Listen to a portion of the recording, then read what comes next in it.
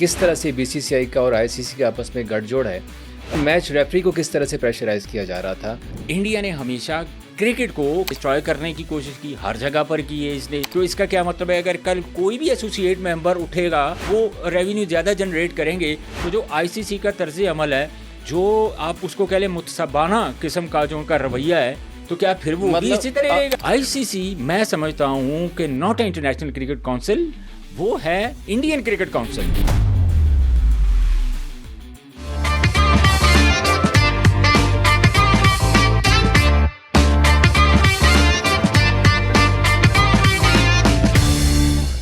अस्सलाम वालेकुम जी। आज हमारे साथ मौजूद होंगे शाह नवाज़ और उनसे हम पूछेंगे कि एक अरसे से हम बात कर रहे थे कि आईसीसी के ऊपर भारत का गलबा है, भारत का गठजोड़ है आईसीसी के साथ और भारत मिलकर क्रिकेट के ऊपर कब्जा करना चाह रहा है। कभी पाकिस्तान के खिलाफ, कभी क्या, इस तरह की बहुत सारी बातें होती थी। लेकिन अब वो चीज़ जो पहले हवा में उड़ती थी खाली, अब वो रियलिटी बन चुकी है। रियलिटी कैसी बनी है, इस पर हम तफसीलात से आपके साथ बात करेंगे भी। लेकिन साथ साथ पाकिस्तान और साउथ अफ्रीका के दरमियान T20 सीरीज़ जो शुरू हो रही है आज से, उसमें कुछ ऐसे नाम शामिल किए गए हैं जो कि पीसीबी ने खुद पहले एक बात की है, उसके बाद फिर अपनी ही बातों को वापस ले लिया है। मतलब पंजाबी में हम इसे बहुत कुछ कहते हैं, मैं खैर वो अल्फाज नहीं बोलूँगा। तो शाहनवाज़, सबसे पहले मैं T20 सीरीज़ पे आता हूँ। इंडिया वाला मामला क्योंकि बहुत बड़ा है, उस पर हम बाद में बात करते हैं कि जिस तरह से आज ब्रॉड साहब ने बयान दिया है, जो कि आईसीसी में 21 साल तक उन्होंने मैच रेफरी के फ़राइज़ सर अंजाम दिए और फिर एकदम उन्होंने भांडा फोड़ दिया है कि किस तरह से बीसीसीआई का और आईसीसी के आपस में गठजोड़ है। ये तो एक खौफनाक किस्म का उन्होंने आज ये खबर दी है कि किस तरह उनको इवन मैच रेफरी को किस तरह से प्रेशराइज किया जा रहा था और किस तरह करते हैं। इवन ये तो हमें सिर्फ एशिया कप में मैच रेफरी का नाम सुनने में आया, जो आम जनता है बेसिकली, हमें तो पता है कि पीछे बैक एंड पे क्या चल रहा होता है, कौन मैच देख रहा होता है। तो आपके लिए कोई अलार्मिंग लगा ये थोड़ा सा? नहीं, मेरे लिए अलार्मिंग नहीं है खटक। इसमें मेरे लिए इंटरेस्टिंग चीज़ ये है कि जो चीज़ हम काफ़ी अरसे से उसको हाईलाइट कर रहे थे, हर प्लेटफॉर्म के ऊपर पाकिस्तान मीडिया ने बड़ा पॉजिटिव रोल प्ले किया। हमने, चाहे कोई भी चैनल हो, पूरी दुनिया को पता था। हाँ। हम इस चीज़ को हाईलाइट कर रहे थे, लेकिन बहुत सारे ऐसे कोई हमदर्दी वाले एलिमेंट्स भी हमें नज़र आए उन लोगों के साथ जो ये चीज़ मानने के लिए तैयार ही नहीं थे। अब एक बंदा आंखों में पट्टी बांध के बैठे हुए थे, आंखों पे पट्टी बांध के बैठे हुए थे और उनको नज़र नहीं, वो अंधे थे बेसिकली। वो आप बिल्ली कबूतर वाला हिसाब है, आंखें बंद कर रहे थे। तो आपको पता है कि इंडिया ने हमेशा क्रिकेट को क्या कहा जाता है, मुझे ये बताओ। एक जेंटलमैन गेम कहा जाता है ना, तो इसको किस स्टेज के ऊपर जाके इन्होंने डिस्ट्रॉय करने की कोशिश की, हर जगह पर की है इसने। अच्छा, अब इसकी शुरुआत आप ऐसे कर लें, अब इसको एशिया कप से उठाएं जो पाकिस्तान ने होस्ट करना था, जहाँ पे पता चला कि मैच रेफरी भी कोई बंदा होता है, ठीक है, जहाँ पे अच्छा, मैं इसमें इंटरेस्टिंग चीज़ बताऊँ आपको। पता है कि मैच रेफरी क्या होता है? हम तो क्रिकेट खेलते हैं, हमें तो पता है कि यार एक मैच रेफरी, उसने टॉस करना है, उसने बाकी जो है ना सारी चीज़ें, बेसिकली रिस्पॉन्सिबिलिटी मैच को पूरा करवाने की जिम्मेदारी जो होती है मैच रेफरी की होती है। लॉस की इम्प्लीमेंटेशन मैच रेफरी का काम होता है। हर मैच रेफरी की वैल्यू का इतना अंदाजा तो नहीं था। नहीं तो एशिया, मैं वही बता रहा था, इंट्रो में यही बताया मैंने कि एशिया कप में हमें जो बाहर की सारी हमारी जो जनता है ना, उन्हें पता चला कि भाई ये मैच रेफरी को इतनी बड़ी तोप चीज़ होती है। तब आप देखें कि उसने पहली बार क्रिकेट की हिस्ट्री में ऐसा हुआ जो हमने पहले शायद इतना अरसा अच्छा, इन शॉर्ट जिस तरह से इसमें मैं मजेदारी की बात बताऊं, क्रिस ब्रॉड ने की है ना, अब सिर्फ ये एक मैच रेफरी ने आज बात की है और पूरी दुनिया में एग्जांपल्स होंगी, कितनी सैकड़ों एग्जांपल्स होंगे। अब इससे आने वाले टाइम के ऊपर अगर मैं आपको गारंटी कर सकता हूं कि आने वाले टाइम में अगर यही एटीट्यूड रहेगा इनका, और जो मुझे नजर आ रहा है कि खुद यार देखिए, क्रिस ब्रॉड कह रहे हैं कि शुक्र है यार कि भाई साहब उनकी जान छूटी है। कहते हमारे दौर में इतनी पॉलिटिक्स नहीं थी, मतलब मैच रेफरी को इन्फ्लुएंस किया जा रहा है, उसे फ़ोन आ रहा है कि भाई साहब ध्यान से, इंडिया है, हाथ आपने हौला रखना है, कोई सख्त सजा नहीं देनी। यार आप ये बात कर रहे हैं, अब वो कह रहा है कि यार शुक्र है कि अब इतनी पॉलिटिक्स इन्वॉल्व हो गई है कि मेरी तो शुक्र है जान छुट्टी है। मतलब यार मैं ओमान की एग्जांपल देने लगा हूं, और उस वक्त ये हैपन हुआ है यार कि ओमान के एक प्लेयर थे, उसने मुझे खुद पर्सनली ये चीज़ बताई कि कोई एसोसिएट मेंबर्स का कोई टूर्नामेंट हो रहा था, तो इस टूर्नामेंट में इंडियंस लड़के जो थे वो कम थे। ओमान की टीम में इंडियन लड़के कम खेल रहे थे। सौरव गंगोली उस वक्त बीसीसीआई के प्रेसिडेंट थे। उन्होंने स्पेशली ओमान क्रिकेट बोर्ड को ये फ़ोन करके कहा है कि भाई इतने लड़के जो हैं वो ओमान की नेशनल टीम में खेलने चाहिए। तो आप अंदाजा कर लें कि एक एसोसिएट मेंबर तक, सौरव गंगुली को तो हम बड़ा जेंटलमैन कहते हैं और एक बड़े क्रिकेटर गुजरे हैं, फॉर्मर कप्तान भी रहे, तो आप अंदाजा करें कि इतना बड़ा नाम, इतना बड़ा क्रिकेटर, लेकिन जो इन्फ्लुएंस है, जो स्पेशली इसको देखा जाए कि वो एक एसोसिएट मेंबर, अब ओमान के क्रिकेट की अगर हम बात करें तो क्या हैसियत है। अच्छा, वहां पर भी बैक टू द पॉइंट आते हैं थोड़ा सा। क्रिस ब्रॉड ने जिस तरह से आज कहा है कि उस वक्त जगमोहन डालमिया का आपने सुना होगा नाम, आईसीसी के प्रेसिडेंट भी रहे, बीसीसीआई के हेड भी रहे। ये 2005 की बात है। मैंने थोड़ा सा इसके ऊपर इन्वेस्टिगेट किया है कि जगमोहन डालिया ने बेसिकली वहाँ पे प्रेशराइज करने की कोशिश की। गंगोली को एक मैच में कहा गया कि भाई साहब 3-4 ओवर आप शॉर्ट हैं। उनको तो चले फ़ोन आ गया क्रिस ब्रॉड को कि यार आपने ना हाथ हौला रखना है, इंडिया है तो आपने नहीं करना। कुछ नहीं किया भाई साहब ने। अब अगले मैच में गंगोली को जब वार्निंग दी गई है कि आप थोड़ा सा तमीज़ के दायरे में आ जाएं, रूल सबके लिए है, लेकिन नहीं माने भाई साहब। इंडिया के पास पैसा, बदमाशी ऊपर से। गंगोली ने अगले मैच में फिर कर दिया। उसने बोला कि यार अब उसने दोबारा ये ऑफेंस किया तो अब तो मुझे हर सूरत फ़ाइन करना पड़ेगा। फिर उन्हें फ़ोन किया जाता है कि यार चलें आप फिर ऐसे करें कि इंडियन टीम को बख्श दें, कप्तान की हद तक सिर्फ रह लें। ये सिर्फ कप्तान को सजा दे दें, बाकी को रहने दें। आपको पता है ना कि मैच फीस का पूरी टीम को जुर्माना होता है ना, और अब तो खैर मैच फीस का पर ओवर 5% रखा हुआ है ना, आप सिर्फ कप्तान को कर दें। अब भाई साहब वो कप्तान को करते हैं, फ़ाइन होता है। पाकिस्तान के खिलाफ भी सीरीज़ होती है, भारत ने अगले महीने आई थिंक, उसके बाद श्रीलंका के साथ सीरीज़ खेलनी होती है। कोई 6 मैचेस की पाबंदी, यार बड़ी सख्त सज़ा दी है, कम करें 4 मैचेस की, पर फिर कम की जाती है 2 मैचेस की। इसीलिए तो वो भाई साहब कह रहे हैं कि यार शुक्र है कि इतनी पॉलिटिक्स से इन्वॉल्व हो गई है कि मेरी वहाँ से जान छूट गई है। अच्छा, इसमें एक तो और ये एलिमेंट क्रिस ब्रॉड ये वो हैं जो कि स्टीवर्ट ब्रॉड के वालिद साहब हैं। अच्छा, मैं एशेस के हीरो हैं 85-87 के, आपको याद होगा, इतना बड़ा नाम है क्रिकेट का, इतने बड़े बैट्समैन गुजरे हुए हैं। तो अगर आप उस बंदे को इन्फ्लुएंस कर रहे हैं, उस बंदे को प्रेशराइज कर रहे हैं जिसका इंग्लैंड की क्रिकेट में एक नाम है, तो आप ये बाकी मैच रेफरी एंडी पाइक्राफ्ट वगैरह क्या होंगे? तो कुछ भी नहीं होंगे। इसमें एक इंटरेस्टिंग चीज़ ये देखें आप कि इंडियन क्रिकेट ने हमेशा डिस्ट्रॉय किया है, इसमें कोई दो राय है ही नहीं है।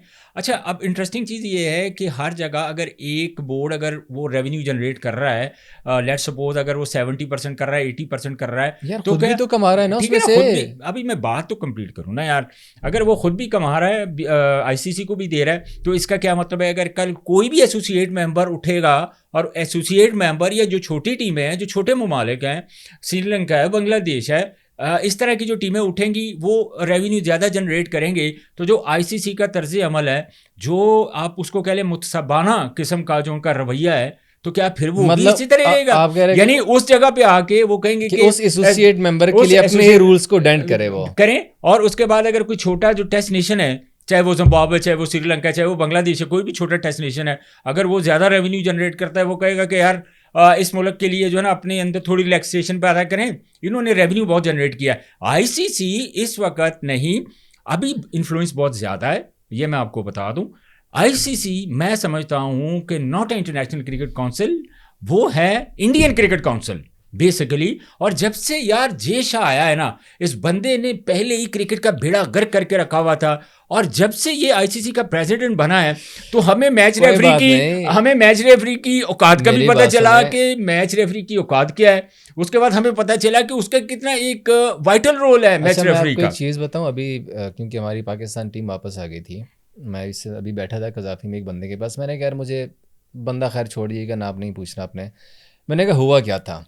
ये वो बंदा है जो कि उस केस के अंदर खुद इन्वॉल्व था, मैच रेफरी वाले केस में। मैंने कहा किसकी गलती है? कहता हमने जिस तरह से शॉट खेला था वो शॉट एग्जैक्ट वहीं पे लगा था, और इंडिया जो संजोग गुप्ता हैं सीईओ हैं, वो मान गए थे पाइक्राफ्ट को हटाने की भी, कि आप उसको हटा दें। अब सब कुछ हो गया था, ओके हो गया था। आपको याद है मैं उस वक्त भी कज़ाफ़ी में बैठा हुआ था, शाम का वक्त था, और हमारे पास खबर आ गई थी कि पाइक्राफ्ट को हटा दिया गया है, अब नए मैच रेफरी होंगे, सारा कुछ होगा। वहाँ पर एक पाकिस्तानी ने काम ख़राब किया। वसीम खान तो नहीं थे, वही थे, उनका ही मैंने बता दिया ना आपको। पाकिस्तानी ने काम खराब मैंने आपको बता दिया क्योंकि उनका रोल प्ले किया, किसके प्रेशर में आया था वो, कैसे आया था, ये एक बड़ी लंबी कहानी है। देखिए मैं भी आपको थोड़ी सी डेफिनेशन कर देता हूँ इस चीज़ की। उस वक्त मुझे याद है, अपनी नौकरी बचाइए आप देखें, वो आईसीसी में वो जो पाकिस्तान क्रिकेट बोर्ड के चीफ एग्जीक्यूटिव थे, और उस वक्त आपके पास सबसे प्रोमिनेंट फेस जो था आईसीसी में वो वसीम खान था जी, एहसान मानी के बाद। मुझे पता है कि यार वो एक क्रेडिबल बंदा है, और काफ़ी एक्सपीरियंस भी है उनका मैनेजमेंट के अंदर, लेकिन जाहिर है उनको अथॉरिटी दी गई थी उस वक्त। खैर और शाहनवाज, ये बहस हमारी काफ़ी लंबी होगी, इंडिया का इन्फ्लुएंस है सबके सामने, लेकिन क्रिस ब्रॉड ने जिस तरह से नंगा किया है ना आईसीसी को, अब ये मजीद करेंगे यार, ये मेरी बात लिख लो, दिखा दिया जिस तरह से ना कि इंडिया किस तरह से इन्फ्लुएंस कर रहा है। आज मैं देख रहा था कि इंडियन मीडिया भी खुद सीख रहा है कि किस तरह से, क्योंकि पहली बार सच्चाई सामने लेके आ गया। अच्छा, ये चीजें उनको कभी ना जो कभी भांडा फोड़ा है एक्सपोज होते हैं, हाँ एक्सपोज होते हैं और वो होने भी हैं, लुकी छुपी नहीं रह लेकिन सकती ये दूसरी बात के जो सबसे ज़रूरी है कि ताड़े पायन आ रहे हैं, वापस कम बैक कर रहे हैं बाबर आजम, उस पर क्या कहेंगे हम? ज़रा साउथ अफ्रीका सीरीज भी साथ साथ डिस्कस कर लेंगे, काफ़ी लंबा हो रहा है। अब चीज़ें तो बहुत ज़्यादा हैं जिस पे सबसे पहले प्लेइंग 11 मैं प्लेइंग 11 में आपके साथ बड़ी सिंपल डिस्कस कर लेता हूँ। अब बाबर आजम तो ऑब्वियसली खेलेंगे, लेकिन बाबर आजम को टीम में शामिल करने का जो लॉजिक है मेरी समझ में नहीं आया, क्योंकि हमारे कोच साहब की ये स्टेटमेंट थी कि भाई अगर वो अपने स्ट्राइक रेट को बेहतर करें, अपनी शॉट ज़रा तेज़ खेलें और परफॉर्म करें तो फिर वो T20 में जगह बना सकते हैं। पायनाकब ने भी कहा था, उन्होंने क्या सी ये नहीं हो सकता कि एक मिनट ठहर, जब मुझे गल पूरी करन दे, खट्टे को मेरी गल सुन ले हैं। उस वक्त आकब पान ने भी क्या कह रहा है यार, ये कहाँ पे कर रहे थे, अभी कर रहे थे, तो उन्होंने कहा कि यार ये तो मैंने कहीं नहीं कहा कि बाबर आजम वापस नहीं आएगा। बाबर आजम आएगा, वो परफॉर्म करे, जो मॉडर्न डे क्रिकेट है स्ट्राइक रेट उसको बेहतर करे। यार मैंने एक गल दस, चिट्टी बॉल ने केड़ी क्रिकेट हुई है, या बाबर आजम कौन सी क्रिकेट खेला है? कोई एक क्रिकेट मुझे बता दो ना यार। अच्छा, मैंने 24 घंटे कज़ाफी स्टेडियम में तुम्हारे बूट घिस गए हैं कज़ाफी स्टेडियम के बाहर बैठ के। सेम सवाल किया है, अनफॉर्चुनेटली खैर पिंडी में था, मैं वहाँ पे जा नहीं सका यार। प्लेइंग 11 तो सुन लो।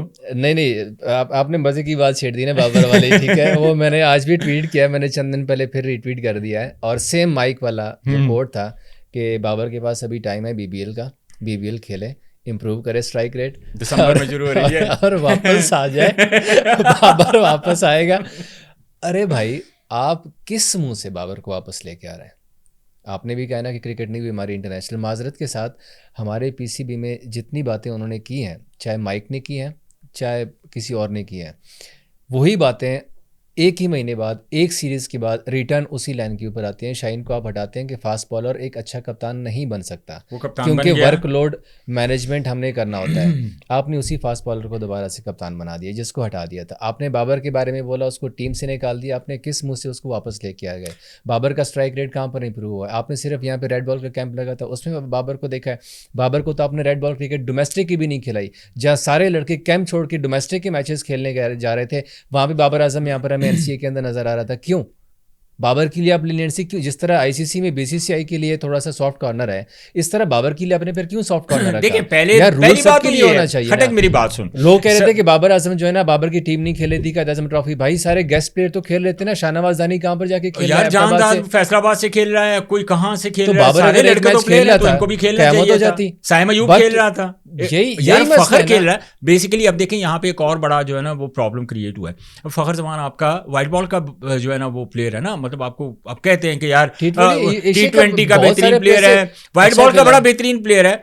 आपने वो ट्रॉफी खेल रहा है, वो रेड बॉल से क्रिकेट खेल रहा है, वो परफॉर्मर है, वही तो परफॉर्म करता हुआ हमें नजर आ रहा था। हमने उसको टीम से ड्रॉप कर दिया, आपने उसको रेड बॉल में डाल दिया कि जा भाई तू फर्स्ट क्लास खेल जाके। अभी फर्स्ट क्लास तो वो खेल रहा है, लेकिन उसको आपने टेस्ट क्रिकेट खिलानी है, आपने उसको अगर तो टेस्ट क्रिकेट खिलानी है तो समझ आती है। बाद में ये कर रहा हूँ, एक मिनट, बाद में ये कर रहा हूँ कि अगर आपने बाबर आजम को आपने ड्रॉप भी गलत किया था, क्योंकि बाबर आजम जैसा टेक्निकली और तगड़ा प्लेयर वो किसी भी सूरत में ड्रॉप होना बनता नहीं है। यार एशिया कप हम लोग खेलें, क्या विकेटें थी मुझे ये बता दो। चल नहीं ठीक है, एशिया कप की विकेटें तो सबके सामने थी। आपने वहाँ पे खुशदिल को ड्रॉप किया, आपने हुसैन तलत को ड्रॉप किया, आपने सैम को ड्रॉप क्यों नहीं किया? मुझे बताया, सैम ने लास्ट 50 कप की थी, ठीक है। सैम से जब आउट ऑफ फॉर्म जा रहा है, मुसलसल आउट ऑफ फॉर्म जा रहा है, 20-30 मैच हो गए उनको, आप मुसलसल खिला रहे हैं, सीरीज़ में ड्रॉप नहीं कर रहे, मैच से ड्रॉप नहीं कर रहे हैं, आप उसको फिर खिला रहे हैं। आप रिजवान को जो है वो ड्रॉप कर रहे हैं, आप कहते हैं कि वाइट बॉल का प्लेयर नहीं T20 का। आप किसको लेके आ रहे हैं? उस्मान खान को, जिसको आपने कहा था कि वो तो टेक्निकली बेटर ही नहीं है, वो तो उसका ख़त्म हो गया हुआ, उसको वापस भेजेंगे कि डोमेस्टिक क्रिकेट खेलें। कहाँ पे डोमेस्टिक क्रिकेट खेला है, कहाँ पर परफॉर्म किया, आप उसको वापस लेके आ गए।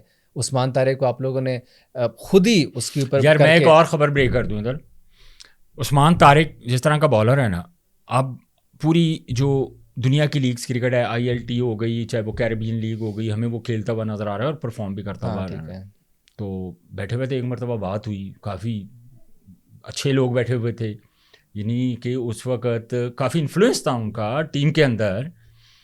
तो मैंने उनको कहा, मैंने कहा यार ये उस्मान तारिक अच्छा लड़का है, इसको आप चेक होना चाहिए। बैठे हुए गपशप लग रही थी, तो उन्होंने कहा ना ये फील्डर चंगा है, ना बॉलर चंगा, बॉलर अच्छा है सॉरी, ना फील्डर चंगा है, ना बैटर ना चंगा, बैटर चंगा है, तो ना इसकी फिटनेस हैगी है। शाबाश यार कैटेगोरिकली ये बात जब उन्होंने की, मैंने कहा यार वो अगर इतने ही मसाइल हैं उस्मान तारिक के, तो वो पूरी दुनिया की लीग तो वो खेल रहा है। और यहाँ पे अब देखें ना, ये मैं आके भाई को दाद देता हूँ कि चलो उन्होंने उनकी जो परफॉर्मेंस है उसको ऑब्जर्व किया, देखा कि यार ये लड़का परफॉर्म कर रहा है, इसको खिलाना चाहिए। आप दाद दे रहे, मैं थोड़ी तनकीद कर लूँ यार उसकी रीज़न। नहीं तू कर ले तनकीद, कर ले उसकी भाई, रीज़न जेन्युइन तनकीद है। देखें, अब्बास को आप लोग कहते हैं कि पाकिस्तानी विकेटों में नाकाम है, कहते हैं आउट ना, कर रहे हैं, 6 आउट किए हैं उसने। आप मुसलसल उसे कह रहे हैं कि पाकिस्तान में वो नहीं खेल सकता पाकिस्तान की पिचेस पे। मैंने आके भाई से चलें, पूछ लिया ऑफ द रिकॉर्ड, आपसी गुफ्तगू थी, उसको पब्लिक नहीं करना चाहिए कि अब्बास का क्या इशू है, क्यों पब्लिक कर रहे हैं, जो है ठीक ही है। ऑफ द रिकॉर्ड सी। ठीक है, तो अब नहीं, ज्यादती की बात जहाँ पर होती है ना, तो ज्यादती की बात को आपने देखिए, वहाँ पर हम किसी सूरत लेनेंसी नहीं दिखा सकते, चाहे वो जो भी है। मेरिट का जहाँ पर कत्लेआम होगा वहाँ पर हम बोलेंगे। अच्छा चल कल का, ठीक है। अब्बास 50+ विकेट लिए, पाकिस्तान का दूसरा बॉलर है जिसने 50+ 5 विकेट सेंट्रल कॉन्ट्रैक्ट में है, 5 विकेट हॉल लिए हुए हैं। ठीक है, सेंट्रल कॉन्ट्रैक्ट का क्या फायदा जब आप उसको खिलाते नहीं है। तो उसको रखा हुआ है यार, उसको तो रखा हुआ है रेड बॉल साउथ अफ्रीका के लिए, ऑस्ट्रेलिया के लिए, न्यूजीलैंड के लिए, इंग्लैंड के लिए, तो फिर उसको कायद आज़म ट्रॉफी क्यों खिलाते हैं? तो कायद आज़म ट्रॉफी इसलिए खिलाते हैं कि रेड बॉल क्रिकेट में खेले, और रेड बॉल क्रिकेट काउंटी खेलने दो उसे फिर। तो यहाँ की जो अजीब आप लोगों की मनता यार, यार मेरी बात, इन पिचेस के ऊपर आप शाहीन अफरीदी को ड्रॉप करके उनको खिलाएंगे, अब्बास अफरीदी को खिलाएंगे, अपना क्या नाम है इसका, मोहम्मद अब्बास को। यार अब्बास, मैं वही कह रहा हूँ कि डोमेस्टिक का एक ही प्लेयर है जो रिस्पेक्ट दे रहा है उसको और मुसलसल खेल रहा है। खैर, ये बहस भी लंबी हो रही है, इन शॉर्ट करते हैं थोड़ा सा और। प्लेइंग 11 आज किसको खिला रहे हैं, किसको ड्रॉप कर रहे हैं? देखें, आज ऑब्वियसली जो मेरे माइंड में जो प्लेइंग 11 बन रही, ज़ाहिर है सलमान अली आगा कप्तान होंगे, हसन नवाज आज जो है वो दोबारा टीम में शामिल होगा, आपका साइम अयूब टीम में होगा, सबजादा फरहान आपका टीम में होगा, सलमान मिर्ज़ा आज का मैच खेलेगा हैं? यस, और यस ठीक है, और उसके बाद आप शाहीन अफरीदी, ठीक है, वो तो ऑब्वियसली वो तो खेलेगा ही है, बाबर आजम आपका हो गया, हाँ, ठीक है, और उसके बाद उस्मान खान आपका आज का मैच खेलेगा, ठीक है, और विकेट कीपर तो उस्मान खान ही होगा, हाँ, उस्मान हो गया, और बाकी और कौन है स्क्वाड में? वसीम जूनियर को नहीं खिला रहे, नवाज भी है, देखिए नवाज भी खेलेगा, फ़हीम अशरफ भी खेलेगा, वसीम जूनियर को जो है ना, वसीम जूनियर अभी नहीं खिला रहे हैं उसको। अच्छा, लेकिन मैं पर्सनली ये चाहता हूं, उस्मान तारिक को ड्रॉप कर रहे हैं, उस्मान तारिक को आज किन्ने खिलाओगे फिर? नहीं देखिए ना, अब टीम बनाए ना इसकी, साइम अयूब को अगर आपने, साइम अयूब, साबजादा फरहान आपका ओपनर आगे दो, ठीक है, नंबर 3 पे बाबर आजम खेलेगा। लेकिन यार एक सवाल फिर यहाँ पे पैदा होता है कि बाबर आजम को ओपन क्यों नहीं खिला रहे? नहीं, वो ऐसा ने ऐलान कर दिया है। अच्छा, वो तो नंबर 3 पे उसने ऐलान कर दिया, मैंने भी सुना, नंबर 3 पे उसको खिलाएंगे, ठीक है। नंबर 4 पे इसी वजह से तो बाबर को ड्रॉप किया गया था, फिर उसको ओपन लेके आ रहे हैं।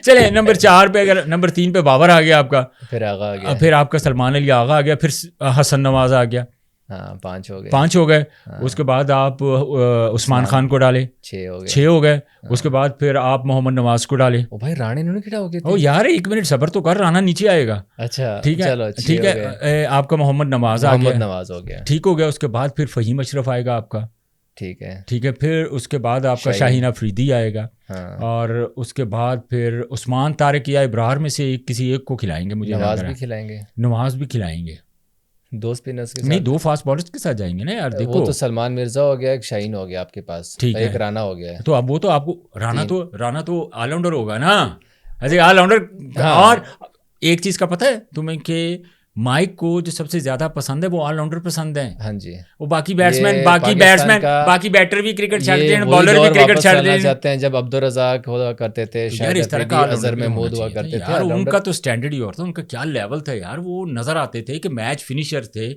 आप नंबर 6 पे 7 पे आते थे तो सेंचुरियां कर जाते थे यार। मुझे ये बताओ कि आजकल की क्रिकेट और उसकी क्रिकेट, हसन नवाज को क्या मशवरा देंगे? हसन नवाज को यार आज उनको थोड़ा ना नंबर 4 पे मेरा ख्याल है कि उनको इस्तेमाल करना चाहिए हसन नवाज को। और हसन नवाज देख लिया, अपने ऊपर भी भेजा, नीचे भी भेजा है, लेकिन होम कंडीशंस नहीं हो रहा, होम कंडीशंस में वो परफॉर्म करेगा खटक। होम कंडीशंस का आज बाबर कितना रन करेगा? बाबर आजम के ऊपर ये जो तलवार लटक रही है, अगर इस चीज़ का उन्होंने प्रेशर ना लिया ना तो आज बाबर 50 कर जाएगा हैं। यस, बहुत बड़ी बात कर लुकिंग, रहे हैं। T20 में 50 करेगा बाबर यार आजम। नंबर 3 पे भी खेलेगा, उसके पास बहुत ओवर होंगे। और बाबर के पास तो बड़े ओवर हैं। स्ट्राइक रेट का बताइए। स्ट्राइक रेट तो जाहिर है उसने इंप्रूव ही करना है, और मैंने अच्छा, उसकी एक कैसे करेगा? वो कोई खलाई मखलूक आएगी उसके यार पास? वो प्रैक्टिस करते हुए मैंने उसको देखा है खटाक, वो प्रैक्टिस हिटे तो मार मैंने रहा था प्रैक्टिस तो मैंने नीचे भी, नीचे मेरी बड़ी, बात सुनिए, प्रैक्टिस तो मैं भी पिछले यार 5-6 नीचे सालों बड़ी से बड़ी कर रहा हूँ। इंटरेस्टिंग कमेंट्स लिखे हुए थे, हाँ। और कमेंट्स के अंदर लिखा हुआ था कि भाई बाबर आजम जो है ना वो अपने स्ट्राइक रेट को इंप्रूव कर रहा है। मैंने कहा यार मुझे वो पता है ऐसे क्यों आ रही है। ठीक है, मैं वहाँ लेकिन पे देखता हूँ क्या प्रैक्टिस क्या चल रही है आजकल। ये जिस तरह ये स्लैब पड़ी हुई है ना हमारे सामने, स्लैब पड़ी हुई है यार, मैंने शॉर्ट पिच गेंदा कराई जरा, ठा ठा ठा ठा 20 शॉर्ट पिच खेली हैं। अब मैंने ऑफ कटर कराई, ठा ठा ठा 20-25 ऑफ कटर हो नहीं, गई। वो तो बॉलर आपकी ठीक है। मर्जी से बॉलिंग कर रहे हैं नहीं, ना, वो नहीं, साउथ अफ्रीकन अपनी मर्जी से तो नहीं ना बॉलिंग मैं करेंगे। वही कह रहा हूँ ना, जो आजकल रूटीन चल रही है वहाँ पे, भाई साहब उनको कंडीशन के हिसाब से ट्रेनिंग करवाएं। अब मैंने स्ट्राइक रेट का आपसे पता है क्यों पूछा? इसीलिए पूछा मैंने कि इम्प्रूव करने की बारहा कोशिशें की गई हैं, लेकिन इम्प्रूव क्यों नहीं हो रहा? बाबर का स्ट्राइक रेट, मतलब T20 का सबसे बेहतरीन स्ट्राइक रेट क्या होना चाहिए, मुझे बताएं। 150 तक तो लाजमी होना चाहिए, 150 नहीं तो कम से कम मैं कहता हूँ 140 सिचुएशन के 150। हिसाब से अगर आपका स्ट्राइक रेट 130 भी है ना, तो that is enough in T20 cricket. यार बस बेसिकली अगर आप जिस नंबर पे खेल रहे हैं ना, वो नंबर को जहन में रख के आपने स्ट्राइक रेट का जो है ना वो उसका अंदाज़ा लगाना है कि आपकी इस नंबर पे क्या स्ट्राइक रेट होनी चाहिए। अगर आप ओपनर आ रहे हैं, नंबर 3 पे आ रहे हैं, तो आपका स्ट्राइक रेट 150 प्लस होना चाहिए, क्योंकि वहीं से आपका मैच बनना है और वहीं से आपके मैच का बेड़ा गर्क होना है। हाँ, ये दो चीजें इस नंबर पे होती हैं। मिडिल ऑर्डर पे जो आता है ना, तो मिडिल ऑर्डर से आप एक्सपेक्ट कर रहे हैं कि यार तो आपने कह 110 दिया कि 120 बाबर के जो आजम है 50 करेगा, मैं कह रहा हूँ कि this is Babar my Azam. Prediction. और हसन नवाज भी आज रन्स करेगा, ये भी अच्छा, आप कर लें, ये मेरी प्रेडिक्शन है, मैं आपको दे रहा हूँ। साइम पाइन, सैम पाइन के लिए चांस अच्छा है, अभी उन्होंने 4 डे में रन्स किए हैं, उम्मीद है कि आज वाइट बॉल में भी वो रन्स करेंगे। लेकिन मैं समझता हूँ पर्सनली खटक के ये सैम के पास आखिरी अपॉर्चुनिटी है, इसके बाद फिर उनको 1-2 साल के लिए मुझे लग रहा है कि ड्रॉप कर दिया जाए, कर दिया, जो कि और होगा ये नहीं। आखिरी अपॉर्चुनिटी है उनके लिए, इतने ज्यादा मौके किसी को नहीं मिले। चलें, जितने आपने सैम को। बाबर को माशाल्लाह आपकी जुबान मुबारक हो जाए कि नहीं 50 कर ले। मैं टेक्निकली हर नहीं, चीज 50 को कर जेल ले, में रख के मैं ये आपने बात कर रहा हूँ। टेक्निकली बात की, मैं तो भाई दुआओं पे चलता है सब करो कुछ। दुआ मैं में तो करो, दुआओं पे बात करूंगा कि दुआओं बाबर करो, आजम, खैर अल्लाह करे। करे शाहनवाज साहब की बात दुरुस्त साबित हो कि 50 प्लस करे। मुझे एज अ स्पेक्टेटर मैं कहूँगा, इस वक्त जर्नलिस्ट भी नहीं कहूँगा, मुझे नहीं लग रहा, क्योंकि बाबर आजम जितने प्रेशर में आ चुके हैं ना, उनके लिए बड़ा मुश्किल लग रहा है कि आज 50 स्कोर करेंगे। लेकिन फिर भी देखेंगे मैच आज कौन जीता है, जो अच्छा खेलेगा वही जीतेगा। साउथ अफ्रीका की टीम वापस अपने स्ट्रांग उसके ऊपर आएगी, क्योंकि जिस तरह से वो भी हार के आ रहे हैं नामीबिया से, फिर डिकॉक की वापसी हो रही है, उसकी टीम काफ़ी मजबूत लग रही है, होम कंडीशन है, एडवांटेज हम कितना हासिल करेंगे। पिंडी है, बैटिंग पैराडाइज कहते हैं इस पिच को। अब लेट्स सी कि पाकिस्तान इस बैटिंग पैराडाइज से कितना फ़ायदा उठाता है, कितने स्ट्राइक रेट से खेलता है। प्लेइंग 11 भी आपने सुन ली है, इंडिया के बारे में भी आपने सुन ली है। इंशाल्लाह मज़ीद भी इस तरह की जो भी अपडेट्स होंगे क्रिकेट की, आपको साथ साथ पब्लिक के पॉडकास्ट से हम बताते रहेंगे। हमें दीजिए इजाज़त, अल्लाह हाफिज़।